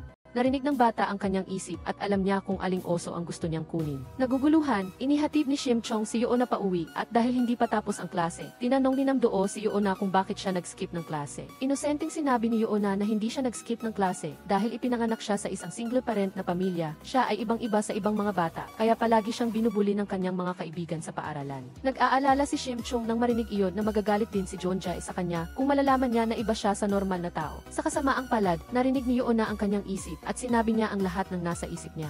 Napansin ni Shim Chung ang espesyal na kakayahan ni Yoona at pinayuhan niya itong huwag sabihin sa iba. Kasabay nito, nakatanggap si Jeonjae ng balita na nagising na si Chief Nam at nagmadaling pumunta sa ospital. Gising na si Chief Nam ngunit hindi pa makapagsalita. Sinubukan niyang magsalita ngunit wala siyang magawa kundi umiyak. Naantig ang asawa ni Chief Nam sa pag-aalala ni Jeonjae para sa kanya, kaya binanggit niya na nakipag-ugnayan sa kanya ang ina nito. Lumalabas na lihim na nagtatanong ang kanyang ina tungkol sa sitwasyon ni Jeonjae sa loob ng maraming taon, ngunit wala siyang kamalay-malay. Malungkot na uminom mag-isa si Jeonjae. Nakita ito ni Shim Chung at umupo siya upang makipag-inuman sa kanya. Ang resulta, nalasing siya sa isang baso at muntik na niyang masabi ang katotohanan na siya ay isang sirena. Lasing din si Jeonjae at mahigpit siyang niyakap, ayaw siyang bitawan. Naalala niya ang sinabi ng batang si Yoona, kahit ano pa ang hitsura ni Shim Chung, hinding-hindi niya ito iiwan. Kinabukasan, pumunta si Jeonjae sa bahay ni An Jinjo tulad ng napag-usapan. Binigyang halaga niya ang pagkikita na ito at nang makita niya si Shim Chung, agad siyang humingi ng tawad at naging masigla siya sa hapagkainan. Ang ina ni Jeonjae ay nagtatrabaho bilang yaya sa kanyang bahay, abala sa pagtulong sa kusina. Bagamat naramdaman ni Jeonjae na pamilyar ang lasa ng pagkain, hindi na siya nag-isip pa. Sa sandaling ito, hindi sinasadyang natuklasan ni Tayo na nagbabantay sa labas na ito pala ang bahay ni Shia. Nagmamadali siyang tumakbo upang pigilan siya at para maantala ang oras ay napilitan siyang sabihin ang tatlong salita, mahal kita. Akala ni Shia totoo iyon kaya agad niya itong dinala sa coffee shop at tapat na inamin na si Jeonjae lang ang nasa puso niya. Siyempre, ito ay isang palusot lang ni Tayo. Sinamantala niya ang pagkakataon na lihim na magbigay alam kay Namdoo. Mabilis na nakakuha ng dahilan si Namdoo pagkatapos matanggap ang balita at inalis ang lahat. Si Jeonjae at Namdoo ay patuloy na nagtuturuan na nagdulot ng pagdududa kay Shim Chung. na mahina ng malalim si Jonjai dahil mahal niya si Shim Chung at natatakot siyang kamuhian siya nito dahil sa kanyang mga kilos. Hindi inaasahan, sa sumunod na sandali, biglang narinig ni Jonjai ang isip ni Shim Chung. Lumabas na hindi lang siya ang may sikreto. Si Shim Chung ay mayroon ding nakakagulat na sikreto. Ang kanyang tunay na pagkatao ay isang sirena. Sa gabi, inisip at inulit-ulit ni Jonjai ang lahat at sa wakas ay naiugnay niya ang lahat. Sa sandaling ito, naunawaan na niya ang lahat. Ang muling pagkakatawang tao na binanggit ni Damryung ay totoo. Patuloy siyang nagpaalala sa sarili na kailangan niyang protektahan ng husto si Shim Chung at huwag hayaang mangyari muli ang trahedya ng nakaraang buhay. Naging parang nagising si Jonjai mula sa panaginip at sumama siya sa paghahanap kay Shim Chung sa lahat ng dako. Ang araw na ito ay nagkataon din na isang pambihirang gabi ng Black Moon na eksaktong katulad ng gabing iyon 2,000 taon na ang nakalipas. Bumalik sa sinaunang panahon, ang mga sundalo ay nag-ulat ng balita tungkol kay Damryung. Naglakas loob siyang lihim na makipag-ugnayan kay Jo Bong-hak, ang chief magistrate ng Hanyang na madalas niyang suhulan, sinasabing naaakit siya ng sirena at ginugulo ang puso ng mga tao at pinalabas na siya ang pumatay. Hindi lang iyon, ang kanyang mga tauhan ay naghahagis ng lambat sa dagat sa buong araw, determinadong mahuli ang sirena. Galit na galit si Damryung at agad siyang nagdala ng tabak at sumugod sa piitan. Sa kasalukuyan, si Madaeyaong ay nanaginip din ng eksenang ito, nagising siyang takot na takot. Sobrang linaw ng mga larawan sa panaginip, nakilala rin niya sina Jonjai at Shim Chung at lalo niyang naramdaman na hindi simple ang lahat. Sa mga sumunod na araw, nagsimula ang labanan ni Shim Chung at Jonjai tungkol sa damdamin na tumagan. Ibinenta ni Shim Chung ang lahat ng kanyang damit at alahas kapalit ng pera at mag-isa siyang naglakad-lakad sa kalye. Pagkatapos ay nakilala niya si Chae Hyun at hiniling na ihatid siya sa sauna. Dahil nakita niya ito sa Ziyi, maraming taong umalis sa kanilang bahay ang pumupunta sa sauna para magpalipas ng oras. Lagi sa isip ni Jonjai si Shim Chung at sinubukan niya ang lahat ng paraan upang malaman ang balita tungkol sa kanya. Sa sandaling ito, may lumabas na maliit na detalye sa pelikula dahil ninakaw ng mga masasamang babaeng estudyante ang bag ni Shim Chung. Pagkatapos buksan ang telepono, natukoy ni Jonjai ang kanilang lokasyon. Tinuruan niya ng leksyon ang mga estudyanteng ito at pagkatapos ay nalaman niya ang kasalukuyang lokasyon ni Shim Chung. Sa sandaling makita ni Jonjai si Shim Chung, sunod-sunod na lumitaw ang mga alaala ng nakaraan sa harap niya. Walang kamalay-malay siyang tumakbo at niyakap si Shim Chung, ngunit ayaw niyang umuwi. Ano man ang sabihin ni Jonjai, wala siyang pakialam at narinig ni Jonjai ang boses ng puso ni Shim Chung. Alam niyang iniisip pa rin niya ang tungkol sa pandaraya, kaya hindi na niya ito pinilit na umuwi. Ang kailangan lang niya ay makumpirma na ligtas si Shim Chung at kampante na siya. Nang aalis na sana si Jonjai, hinarang siya ni Chae Hyun. Sinabi niya na na-diagnose ang kanyang ama na may katarata at mabilis na bumaba ang paningin nito sa maikling panahon. Nagpapasalamat siya sa ama sa pag-aalaga sa kanya sa loob ng maraming taon, kaya gusto niya itong bayaran. Pagkatapos marinig ito, galit na umalis si Jonjai. Sa hating gabi, biglang naalala ni Jonjai na siya ang nagbigay kay Shim Chung ng konsepto ng pag-ibig. Sa pag-iisip na matagal na siyang nagsiselo sa sarili niya, napangiti at sumaya si Jonjai. Puno ng sigla siyang tumakbo papunta sa sauna, at sa kabutihang palad ay naabutan niya at niyakap ng mahigpit si Shim Chung, pinigilan itong mahulog sa tubig. Hindi makontak ni An Jin-jo ang grupo ni Jonjai, kaya binalingan niya ang atensyon niya kay Yoona. Ngunit hindi niya alam, matagal nang nakita ni Yoona ang kanyang intensyon, kaya wala siyang sinabi. Para sa batang Yoona, ang pinaka-ikinababahala niya ay ang kawalan ng pagmamahal ng ina sa kanyang paglaki. Kahit alam niyang gustong kumita ng pera ng kanyang ina para buhayin siya, hindi pa rin niya maiwasang malungkot. Pagdating ng Pasko, pinayuhan ni Shim Chung si Yoona na humiling ng isang hiling, baka matupad ni Santa Claus ang hiling ng bata. Isinulat ni Yoona ang kanyang hiling, umaasa na makapanood ang kanyang mga magulang ng kanyang cultural performance sa paaralan. Dumating na ang araw ng pagtatanghal, nabasa ni Shim Chung at Jonjai ang hiling ni Yoona at naging cool sila sa pagpapanggap bilang mga kamag-anak upang suportahan ang bata. Napagtanto ni Shim Chung na kailangan niyang magsinungaling para kay Yoona, ngunit naramdaman niyang sulit ito. Labis na naantig si Shim Chung at hiniling niya kay Jonjai na magsalita lamang ng mga whitely mula ngayon. Nangako si Jonjai sa kanya sa pagkakataong ito at pagkatapos ay lalo siyang nagsumikap na makuha ang teddy bear na gusto ni Shim Chung dahil gusto niya itong ibigay sa kanya. Ngunit bago pa niya ito maibigay, hinuli na siya ng pulis. Ayaw ni Jonjai na makita ni Shim Chung ang kanyang kahiyahiyang hitsura, kaya nakiusap siya sa pulis na manahimik at pagkatapos ay masunuring sumama kina Tayo. Dinakip si Jonjai ng pulis sa kasong pandaraya. Narinig niyang hindi pa nahuhuli si Madaeyaong, kaya nag-alala siya sa kalagayan ni Shim Chung at mabilis siyang naghanap ng paraan para tawagan ito at sabihan siyang umuwi kaagad. Masunurin namang sumunod si Shim Chung at nagpatawag ng taxi, ngunit hindi niya inaasahan na si Madaeyaong pala ang nagpapanggap na driver. Biglang nawala ng kontak kay Shim Chung at hinala ni Jonjai na dinakip siya ni Madaeyaong, kaya nakiusap siya sa pulis na habulin kaagad ang sasakyan na iyon ni Tayo. Sa oras na ito, dinala ni Madaeyaong si Shim Chung sa isang abandonadong ospital. Palagi siyang ginugulo ng kakaibang mga panaginip na iyon. Naglagay siya ng tubig sa isang balde, gusto niyang kumpirmahin kung si Shim Chung ba talaga ay isang sirena. Si Shim Chung ay na-drug at hindi makagalaw, kaya nagawa niya lang siyang paalalahanan. Ang mga sirena ay hindi madaling magpapatawad sa mga taong humipo sa kanila. Kung maglakas loob siyang hawakan siya, ganap na mabubura ang kanyang mga alaala. Dahil sa sinabi niya, naalala ni Madaiyaw ang eksena sa kanyang panaginip at natakot siyang umatras. Sa sandaling ito, nakita ni Madaiyaw ang anino ni Jeonjae at dali-dali siyang tumalikod at tumakas mula sa ospital.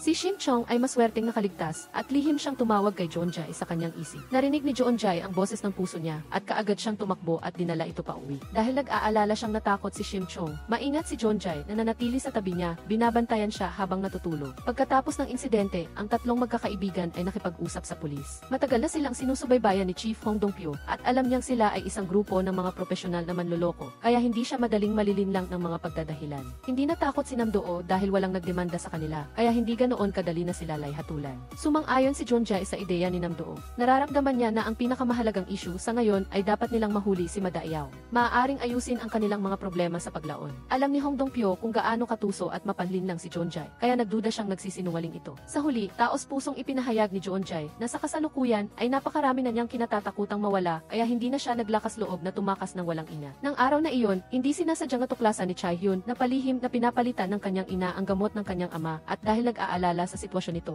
lihim niyang ipina-examine ang gamot. Gusto sana ni Chae-hyun na sabihin ito sa kanyang ama, ngunit nagkataon na narinig niya ang pag-uusap ng ama at ng abogado.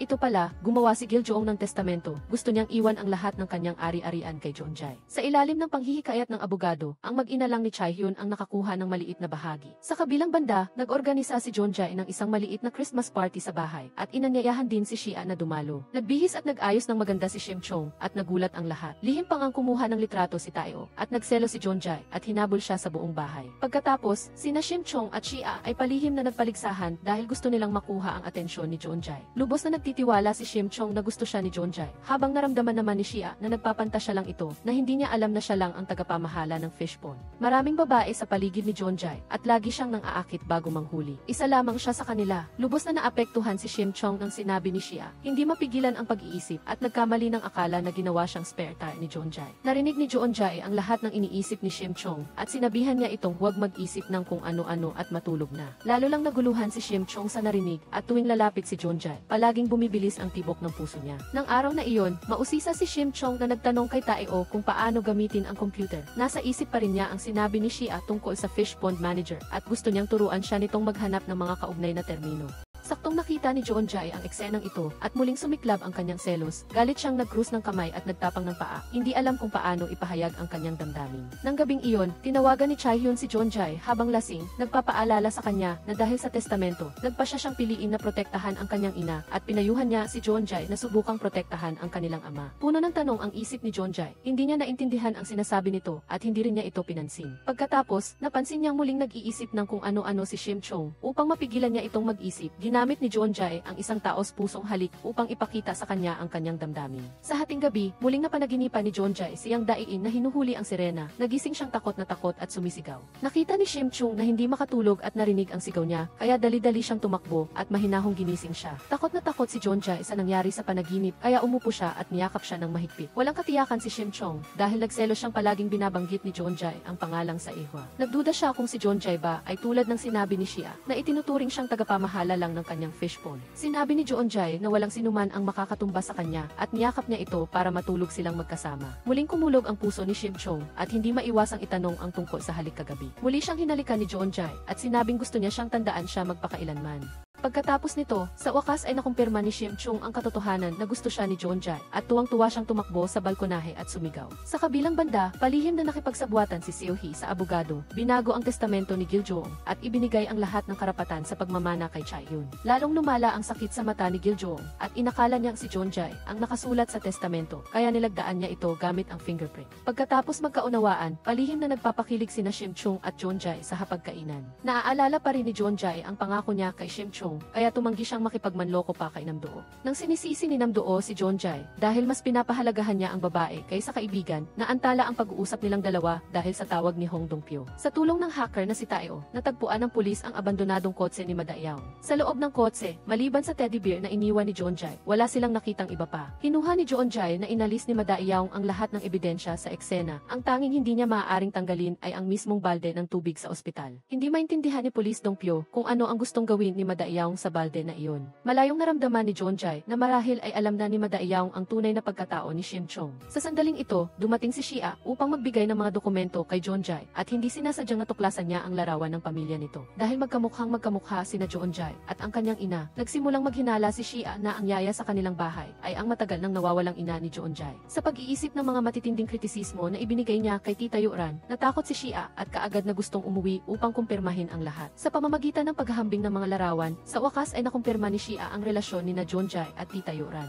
Hindi niya kayang harapin ang katotohanan, kaya napaupo siya at nakiusap sa kanya na patawarin siya. Hindi maintindihan ng yaya kung ano ang nangyayari, ngunit patuloy lang si Shia na humingi ng tawad sa kanya. Hindi alam ni Jeonjae na ang kanyang ina ay laging nasa tabi niya. Labis siyang nag-aalala para kay Shim Chung at tinanong niya ito kung si Madaiyaong ba ang nagbuhos ng tubig sa balde. Hindi naglakas loob magsalita si Shim Chung, ngunit lihim siyang sumagot sa kanyang isip. Alam na ni Madaiyaong ang pagkatao niya bilang isang sirena. Narinig ni Jeonjae ang iniisip ni Shim Chung at hindi na naglakas loob na magtanong pa at tiniyak niya sa kanya na hindi na maulit ang mga katulad na bagay sa hinaharap. Sa hating gabi, si Giljoong ay nahulog sa hagdanan dahil sa bitag na inihanda ni Seohee. Hindi sinasadyang nakita ni Chaehyun ang eksenang ito, ngunit hindi niya isiniwalat ang plano nito. Sinabing nagkaroon lang ng aksidente ang ama kaya siya nahulog. Gayunpaman, nag-alala pa rin siya sa kalusugan ng kanyang ama, ngunit si Jeonjae lang ang nasa puso nito. Nanlumo si Chaehyun at sinunog ang litrato nilang mag-ama. Matapos magtagumpay ang plano, dali-daling tumawag si Seohee kay Madaiyaong, pinipilit itong asikasuhin si Jeonjae sa lalong madaling panahon. Lumabas na si Chaehyun ay anak niya at ni Madaiyaong at kung maayos ang lahat, magsasama-sama na ang kanilang pamilya. Samantala, hindi pa rin makalimutan ni Jeonjae ang imahe ni Damryung at nagpasya siyang muling sumailalim sa hypnosis therapy. Sa panaginip, dahan-dahang lumabas ang kinahinatnan ni Damryung sa harap ni Jeonjae.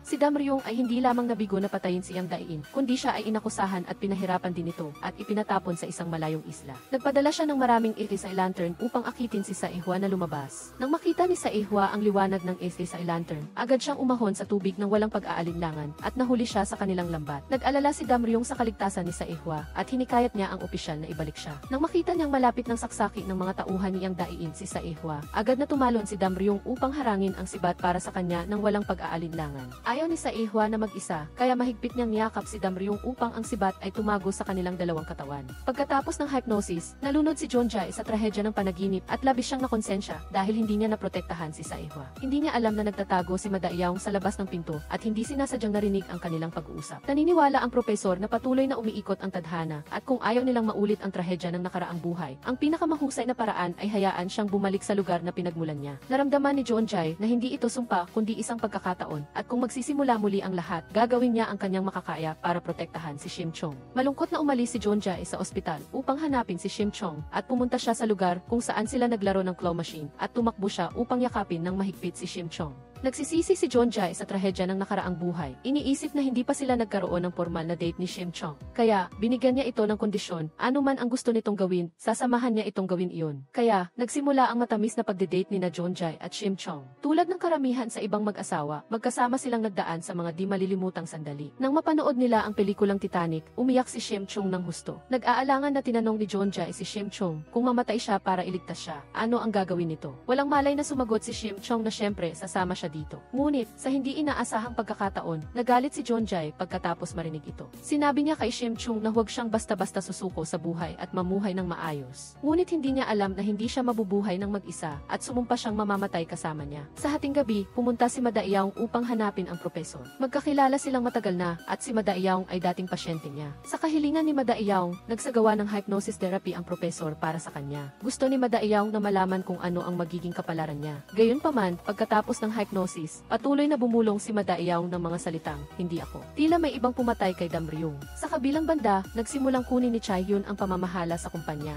Nagsinungaling siya na nagbabakasyon ang chairman at palihim siyang nagplano na agawin ang kumpanya. Nang araw na iyon, dumating si Jeonjae sa ospital upang bisitahin si Manager Nam. Upang makumpirma ang tunay na mastermind sa likod nito, kinuha niya ang larawan ni Madaiyaong. Sa hindi inaasahang pagkakataon, naging marahas ang reaksyon ni Manager Nam. Hindi lang niya kinumpirma na siya ang pumatay, kundi tinukoy din niya na ang mga tao sa paligid niya ay palihim na nakikipagsabwatan dito. Sa sandaling ito, lumitaw si Chaehyun sa harap ni Jeonjae. Nagsinungaling siya na nagbabakasyon ang kanilang ama at ipinasa ang karamihan sa kanyang mga ari-arian sa kanilang mag-ina. Tiningnan ni Jeonjae ang mapagpanggap na kapatid sa harap niya at hindi niya maiwasang magpakita ng paghamak sa kanyang puso. Sa kabilang banda, mula nang makita muli ni Yoran ang kanyang dating asawa, nag-alala siya ng husto para sa sitwasyon ng kanyang anak at hindi niya maiwasang magtanong kay An Jinjo. Alam ni An Jinjo ang mga chismis ng mga mararangyang babae at nanghihinayang siyang sinabi na umalis si Jeonjae ng bahay 0 taon na ang nakakaraan. Nalaman ni Yoran na hindi tinupad ni Seo-hee ang kanyang pangako na aalagaan ng maayos ang kanyang anak, kaya galit na galit siyang dumating at sinipa ang pinto para hanapin siya. Sa hindi inaasahang pagkakataon, hindi lang siya hinamak ni Seo-hee, kundi sinabihan pa siyang napaka-inosente. Umalis si Yoran na parang nawawala sa sarili at muntik na siyang mapatay ng hitman na ipinadala ni Seo-hee sa daan. Sa kabutihang palad, dumating si Shim Chung sa tamang oras, kaya nakaligtas siya.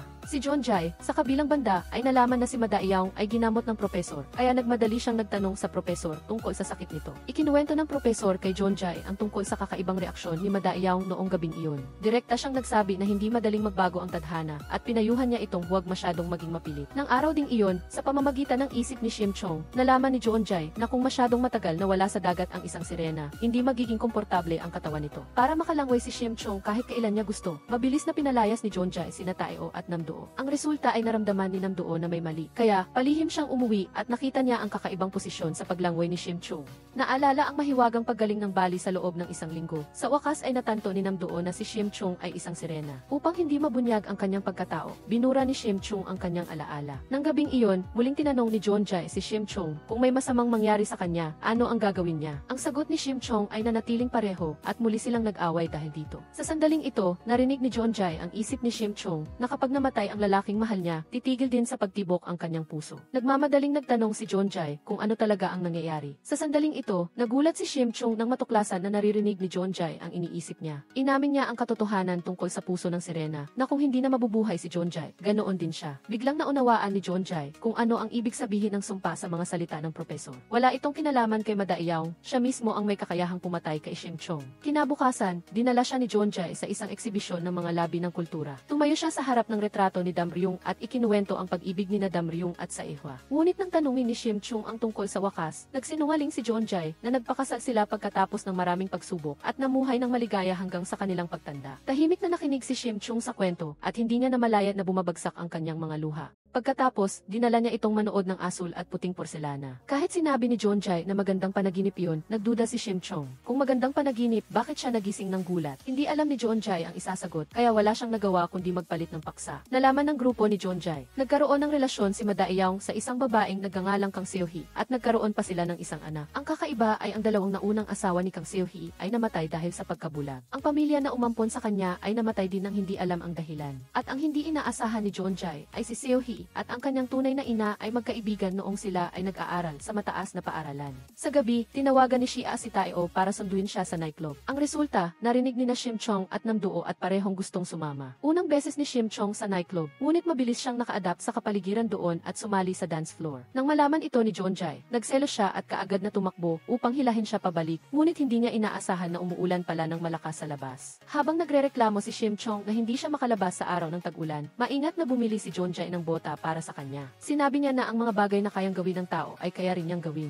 Sa kabilang banda, palihim na pumasok si Chae-hyun sa silid ng ospital ni Manager Nam. Tiwasay siyang alam niya na ang kanyang ina ay may pakikipagsabuatan kay Madaeyaong na gustong pumatay upang takpan ang katotohanan. Hindi niya inakala na ang kanyang ginawa ay nagbigay ng hudyat ng alarma. Nang hindi alam ni Chae-hyun ang gagawin, biglang lumabas si Madaeyaong at kinuha siya. Kaarawan ni Shim Chung noong araw na iyon at espesyal niya ring inimbitahan si Moyoran na dumalo. Habang naglalakad pabalik ang dalawa na magkahawak kamay, nagkataong nakasalubong nila si Jeonjae. Ang biglaang pagkikita ay ikinagulat ng dalawang partido. Emosyonal na niyakap ni Yoran si Jeonjae. Matapos ang maraming taon na hindi pagkikita ng mag-ina, ang puso ni Yoran ay puno ng gulo at walang tigil sa paghingi ng tawad sa kanyang anak. Nang kumalma, nagtungo silang dalawa sa isang kalapit na coffee shop upang mag-usap. Si Moyoran ay labis na nagsisisi, nagdadalamhati na iniwan niya ang kanyang anak sa malamig na bahay na iyon. Diretsahang sinabi ni Heo Jeonjae na napakabuti ng kanyang buhay nitong mga nakaraang taon. Noong umalis siya sa bahay noon ay para rin hanapin ang kanyang ina. Hindi inaasahang ang mga salitang ito ay nagdulot kay Moyoran ng sakit at pagluha. Nagsisisi siya dahil pinalampas niya ang paglaki ng kanyang anak. Sinabi ni Heo Jeonjae sa kanya na huwag sisihin ang sarili at mula ngayon, hindi na maghihiwalay pa ang mag-ina. Pagkatapos, iniuwi niya ang kanyang ina upang ipagdiwang ang kaarawan ni Shim Chung. Labis na natuwa si Shim Chung dahil nakita na ni Heo Jeonjae ang kanyang ina, kaya sinamantala niya ang pagkakataong iyon upang magkaroon din ng pagdiriwang para sa kanilang dalawa. Nasaksihan ni Jo Nam-doo ang muling pagkikita ng mag-ina at nagdududang nagtanong tungkol kay Kang Seo-hee. Dahil sa sinabi ni Muyuran, natuklasan ni Tae-oh na si Kang Seo-hee ay may isa pang pangalan. Nag-alala si Heo Jeonjae tungkol sa aksidente ng kanyang ama, kaya dali-dali siyang nagulat sa pulis na si Hong Dong-pyo. Ngunit dahil walang sapat na ebidensya, hindi pa rin sila makapagpalabas ng arrest warrant laban kay Kang Seo-hee. Nang gabing iyon, natanggap ni Shim Chung ang regalo sa kaarawan mula kay Heo Jeonjae, kasama ang romantikong sulat ni Tae-oh. Narinig niya na kailangan talagang maghalikan tuwing may kaarawan. Kaya, habang natutulog si Muyuran sa sasakyan, nagtago siya para makipagkita kay Heo Jeonjae. Masayang niyakap ng magkasintahan ang isa't isa, at ang tamis ng sandali ay biglang sumambulat. Nang araw na iyon, nagpunta si Heo Jeonjae sa kumpanya upang tanungin si Heo Chae-yun.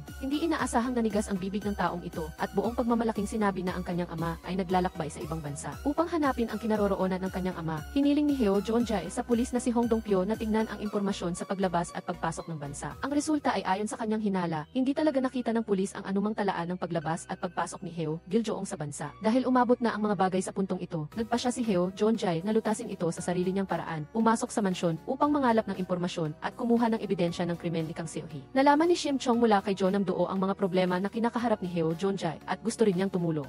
Kaya pumunta siya kay Muyuran dahil may malapit na relasyon sina Muyuran at An Jin-jo. Nais nilang hilingin kay An Jin-jo na abalahin si Kang Seo-hee upang magkaroon ng oras at samantalahin ang pagkakataong mangalap ng impormasyon. Sa makatuwid, habang si Kang Seo-hee ay dumadalo sa isang party kasama si An Jin-jo, si Heo Jeonjae at ang kanyang mga kasamahan ay nagpanggap na mga empleyado ng kumpanya ng pest control at nakihalubilo sa mansyon. Naghati-hati ang tatlo sa kanilang mga gawain. Si Tae-oh ang nagkopya ng data, si Heo Jeonjae ang nagkabit ng listening device at si Jo Nam-doo ang responsable sa pag-abala sa yaya. Matapos makumpleto ni Heo Jeonjae ang kanyang misyon, agad siyang nagtungo sa silid-tulugan ng kanyang ama at inilantad ang masamang mukha ng kanyang stepmother. Hindi inaasahang, hindi lamang hindi naniwala si Heo Giljoong kay Heo Jeonjae, sinermonan pa niya ito na sinungaling at manloloko. Sa sandaling ito, narinig ng yaya ang ingay sa bahay at dali-daling tinawagan si Heo Chae-yun. Katatapos lang maghapunan ni Shim Chung at Heo Chae-yun. Nais ni Shim Chung na magtanong ng impormasyon tungkol kay Madaeyaw, ngunit direkta siyang tinanggihan ni Heo Chae-yun na magbunyag ng anuman. Dahil sa kabiguan ng kanyang plano, umalis sana si Shim Chung, ngunit malas siyang nakasalubong si Madaeyaw. Sinira ni Madaeyaw ang tubo ng tubig at pinilit si Shim Chung na ilantad ang kanyang pagkatao. Sinimulan nilang dalawa ang isang walang katapusang paghabol. Mabilis na tumakbo si Shim Chung sa rooftop at sinamantala ang pagkakataon na dakpin si Madaeyaw, nagbabanta na buburahin ang lahat ng alaala nito. Sa sandaling ito, hindi sinasadyang malinaw na nakita ni Shim Chung ang nakaraan ni Madaeyaw at Kang Seo-hee. Parehong buhay ni Madaeyaw ay gumawa ng napakaraming kasamaan. At ang hindi niya inaasahan ay, sa alaala ni Madaeyaw ay nakita niya sina Kim Dam-ryung at Sae-hwa. Kaya pala, si Heo Jeonjae ay matagal na siyang niloloko. Sina Kim Dam-ryung at Sae-hwa ay parehong nagtapos sa ilalim ng malamig na dagat. Pinagsikapan ni Shim Chung na burahin ang mga alaala ni Madaeyaw. Ngunit dahil sa labis na sakit ng puso, napilitan siyang huminto sa kalagitnaan.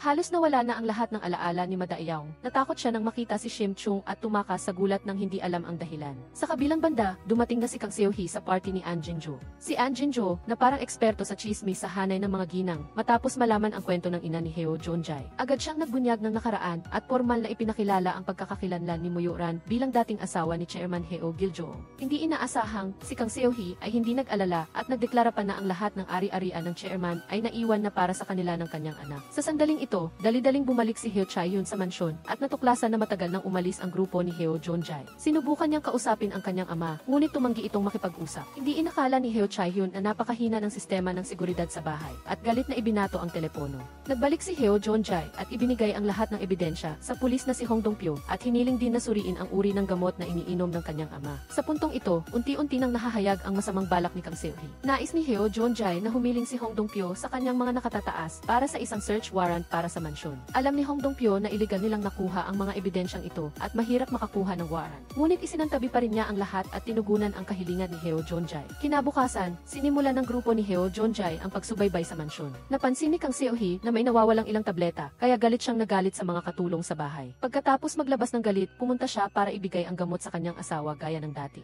Naalala ni Heo Giljoong ang mga salita ni Heo Jeonjae at nagduda, kaya bilihim niyang itinapon ang gamot sa basurahan. Hindi inaasahang, ang eksenang ito ay nasaksihan ni Kang Seo-hee na nakatago sa pinto. Sa ospital, si Chief Nam na walang malay ay nanaginip na siya ay hinahabol at nakita niya rin ang anino ni Jo Nam-doo na ang kapalaran ay patuloy na umiikot. Bagamat hinabura na ni Shim Chung ang mga alaala ni Jo Nam-doo noong panahong iyon, narinig niya ang pag-usap ni na Shim Chung at Heo Jeonjae at nalaman ang pagkakakilanlan ni Shim Chung bilang isang sirena. Partikular siyang naghanap ng taong magtatanong tungkol sa halaga ng isang sirena. Nang malaman niya na ang isang sirena ay nagkakahalaga ng hindi bababa sa daan-daang bilyong won, hindi mapigilan ang pag-aalala sa kanyang puso. Sa panig naman ni Heo Jonjae, ilang araw na silang nagkikibit balikat ni Shim Chung at naghahanap siya ng pagkakataon na kausapin ito. Nakita ni Shim Chung ang wakas ng kanyang nakaraang buhay mula sa alaala ni Madayaw. Naniniwala siyang ang pagtatagpo nila ay tadhana, natatakot na maulit ang kakilakilabot na trahedya na iyon. Hindi inaasahan ni Heo Jonjae na alam na ni Shim Chung ang katotohanan. Ipinangako niyang poprotektahan niya ito at nagmakaawa na huwag siyang iwan. Hating gabi, iniuwi ni Kang Seo-hee si Madayaw na nawawala ng alaala at inutusan siyang bantayan si Heo Giljo.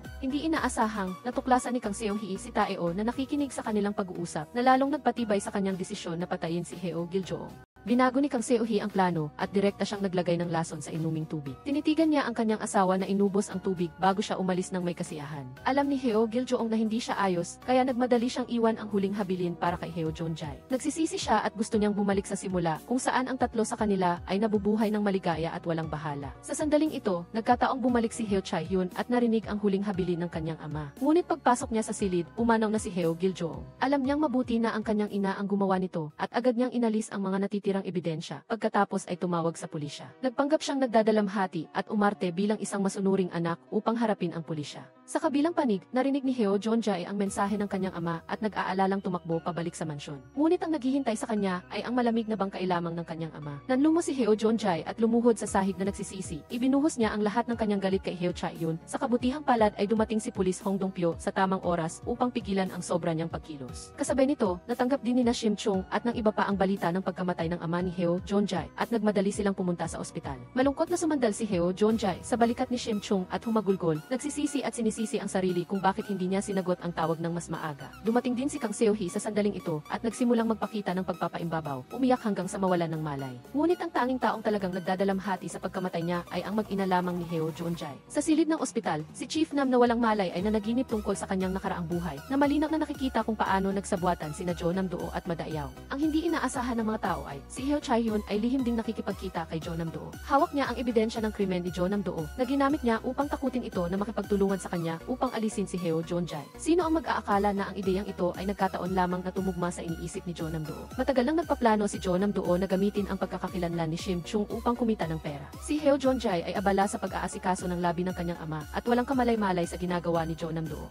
Nagduda si Heo Jonjae na pinatay ang kanyang ama, kaya humiling siya ng autopsy. Nagulat ang mag-ina na sina Heo Chae-hyun at Kang Seo-hee at nagdahilan na hindi nila papayagan na insultuhin ang katawan ng yumaong ama. Dahil sa hindi pagkakasundo sa pagitan ng dalawang panig, pansamantalang ipinagpaliban ang autopsy. Nang araw na iyon, nakatanggap si Pulis Hong Dong-pyo ng search warrant para sa mansyon upang maghanap ng ebidensya. Ngunit si Kang Seo-hee ay napakatuso at wala silang mahanap na kapakipakinabang na bakas. Sa araw ng libing, dumating si Muyo-ran upang makiramay sa kanyang asawa, ngunit nagkaroon ng pagtatalo kay Kang Seo-hee. Sa gitna ng paghilaan, dumating si Shim Chung sa tamang oras at pinigilan ang labis na pagkilos ni Kang Seo-hee. Ginamit niya ang kanyang natatanging kakayahan bilang sirena. Nakita ang buong pangyayari ng paglaso ni Kang Seo-hee sa kanyang asawa gamit ang monk shoot. Nais ni Shim Chung na laging maalala ni Kang Seo-hee ang masasamang bagay na ginawa niya at darating ang araw na magbabayad siya. Pagkatapos, ikinuwento ni Shim Chung kay Heo Jonjae ang lahat ng kanyang nakita. Sa tulong ni Shim Chung, natagpuan nila ang sikretong silid ni Kang Seo-hee kung saan nakatago ang monk shoot. Agad na inaresto ng pulisya si Kang Seo-hee nang makuha ang ebidensya.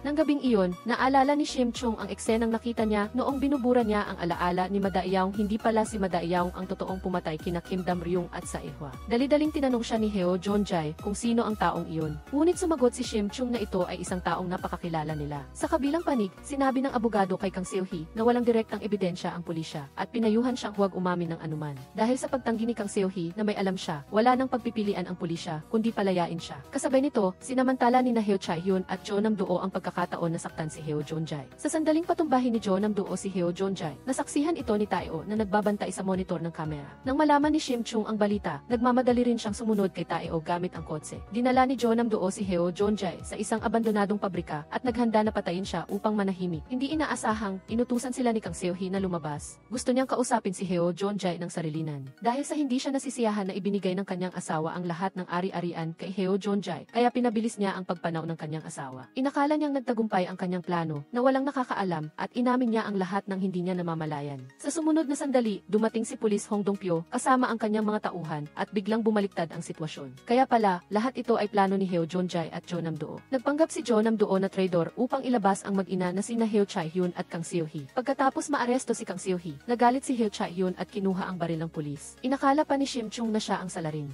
na pumatay kay Kim Dam-ryong sa sandaling nagpaputok ng baril si Heo Chae-hyun. Walang magawa si Heo Jeon-jae habang pinapanood niya ang babaeng mahal niya na sinalo ang nakamamatay na bala para sa kanya. Hindi siya makapaniwala sa nangyayari sa kanyang harapan. Si Shim Chung ay labis na nagpapasalamat na naprotektahan niya si Heo Jeon-jae dahil sa lahat ng panahong iyon ay siya ang nagpoprotekta sa kanya. Ngayon ay sa wakas ay pagkakataon na niya. Agad na dinala si Shim Chung sa ospital. Si Heo Jeon-jae ay nagdusa at nagmakaawa sa doktor na iligtas ang buhay ni Shim Chung. Sa kabilang banda, hindi matanggap ni Heo Chae-hyun ang kinalalabasan at lihim siyang uminom ng lason bago umalis. Habang iniinteroga, nagkabisa ang lason, nagbigay galaw kay Heo Chae-hyun at bumagsak siya. Nang matanggap ni Kang Seo-hee ang balita, agad siyang tumakbo at niyakap ang kanyang anak. Bago siya mamatay, sinabi ni Heo Chae-hyun kay Kang Seo-hee na ang pagkakaroon niya bilang ina ay ang pinakamalaking sumpa sa kanyang buhay. Natapos ang operasyon at dinala si Shim Chung sa ward. Sinabi ng doktor kay Heo Jeon-jae na matagumpay ang operasyon. Ang pasyente ay binalik sa buhay kahit tinamaan ng bala ang kanyang kaliwang atrium na hindi pa nangyayari sa medisina. Pagkatapos, dinala ni Heo Jeon-jae ang kanyang ina upang bisitahin si Chief Nam. Sa sandaling ito, biglang nagising si Chief Nam. Nakilala niya si Jo Nam-doo bilang ang martial artist na tumulong sa kanyang panaginip at ikinuwento ang lahat kay Heo Jeon-jae.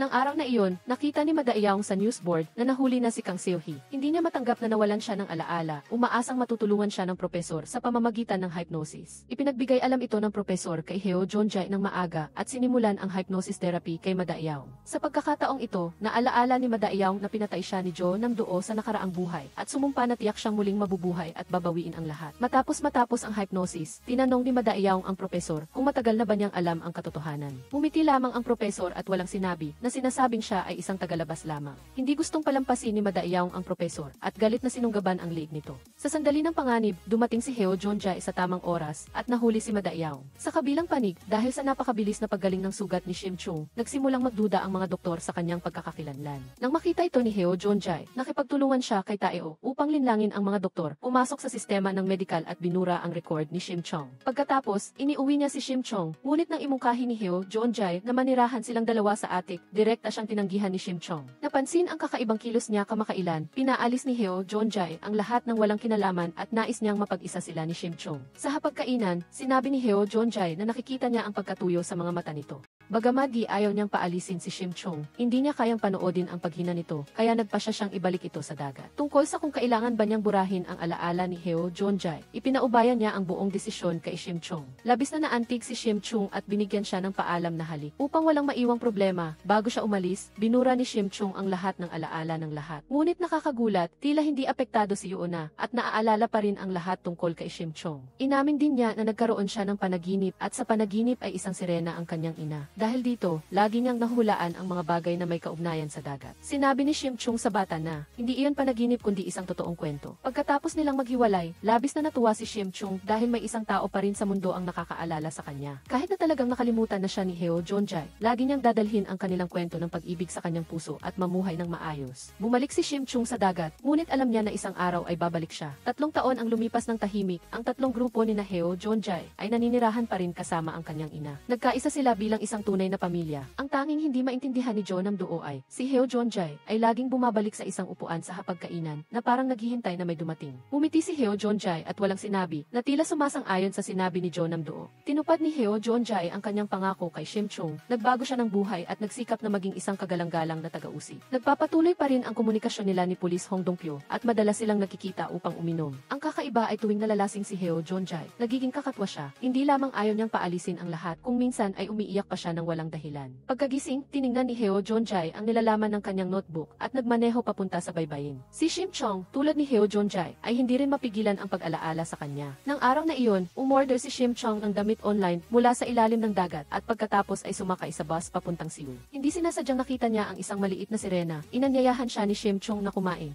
at tinuruan ang bata kung paano mabuhay sa lupa. Nakaugalian na ni Shim Chung na pumunta sa bahay ni Heo Jeon-jae. Ngunit, hindi inaasahang tila hindi siya kilala ni Heo Jeon-jae. Nagbigay nagbigay lamang ng simpleng pagbati at tumalikod na papasok sa bahay. Medyo nadismaya si Shim Chong, umupo siya sa gilid ng daan na walang magawa, hindi alam kung dapat ba siyang bumalik. Sa sandaling ito, biglang lumapit si Heo Jonjae na may dalang payong. Inamin niyang matagal na siyang nakaukit sa puso ni Shim Chung at anuman ang mangyari ay hinding-hindi niya ito malilimutan. Para makasigurado, matagal nang isinulat ni Heo Jonjae ang kanilang mga kwento sa isang notebook. Kahit naburahin ni Shim Chung ang kanyang alaala, hinding-hindi niya ito malilimutan.